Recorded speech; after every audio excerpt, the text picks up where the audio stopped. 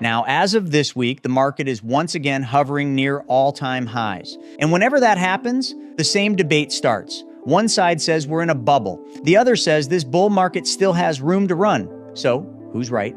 Well, before we answer that, let me ask you something. How many times in history do you think investors have looked at a market making new highs and said, this can't possibly keep going? Probably more times than you think. Now, here's the thing. Every bull market feels uncomfortable while you're living through it. Everyone. The headlines are full of reasons to be worried.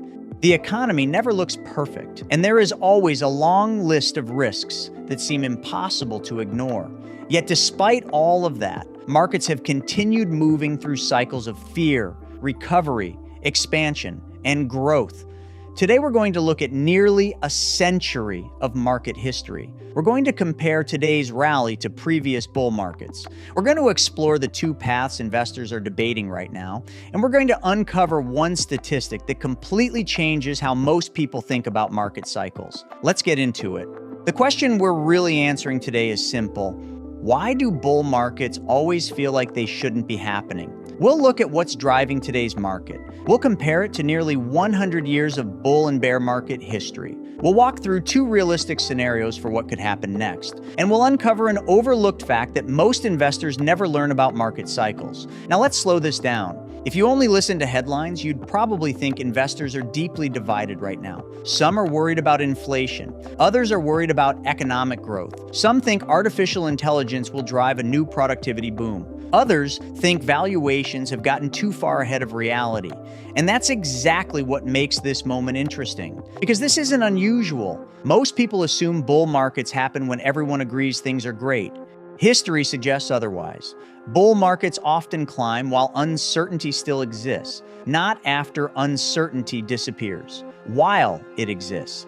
Think about where we are today. The economy continues growing. Many businesses continue generating profits. Consumers are still spending. Yet concerns remain about interest rates, government debt, global conflicts, and future economic growth. Folks, that's not evidence of a broken market. That's evidence of a market doing what markets have always done, trying to price the future before the future arrives. History doesn't repeat perfectly, but it often rhymes. Now, when most people think about market history, they remember the crashes. The Great Financial Crisis, the COVID crash, the dot-com bust, the 1987 crash. Those moments are dramatic. They're emotional, they're memorable, but here's what most people miss. When researchers mapped every major bull and bear market going back to 1932, a very different picture emerged. Markets don't move in straight lines, they move through cycles, bull market, bear market, bull market, bear market, over and over again. And while the bear markets get most of the attention, historically when earnings continue growing, bull markets have often lasted longer than investors expect. Data suggests many expansions end not because they become old, but because something changes underneath the economy. Under the second scenario, economic growth weakens. Consumer spending slows. Corporate earnings begin disappointing expectations. And investors reassess future growth assumptions. Historically, that environment has often led to increased volatility and sometimes bear markets. Now, here's the important part. Neither outcome is guaranteed. Markets are probabilities, not certainties. Understanding both possibilities is more useful than pretending anyone knows exactly what happens next. Every single day, your money is losing ground. Inflation is eating your savings. Debt is draining your income. And the financial system? It was never designed to work for you. But there is a way out. And the wealthy have known about it for decades. I'm hosting a free live training where I'll show you exactly how to eliminate debt like the wealthy do, how to preserve and protect your capital from the forces working against it, and how to build a clear step-by-step path toward true financial freedom. No gimmicks, no fluff, just a proven system that puts you back in control of your financial future. Seating is limited and it is completely free, but you need to act now. Click the link below or scan the QR code to reserve your spot today. The wealthy don't wait, neither should you.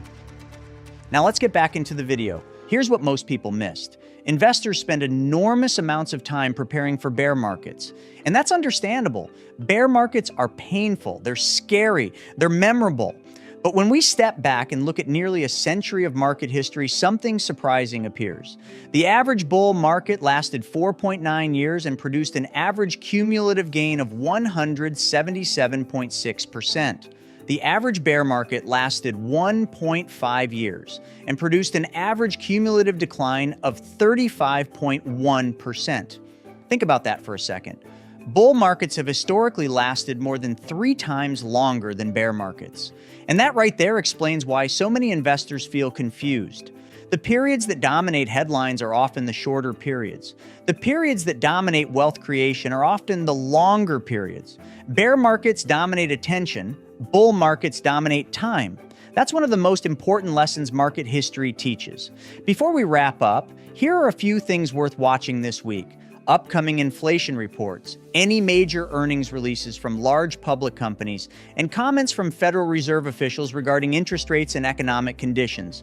None of these events determine the long-term direction of the market by themselves, but they can influence short-term expectations. And short-term expectations often drive short-term market moves.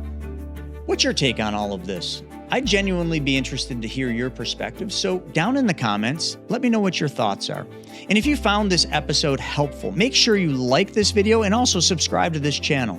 Every single week, we break down current economic events, market trends, and historical patterns to help you make more informed financial decisions during uncertain times. Thanks again for joining me on this episode of Straight Talk, and with that being said, I'll see you next week.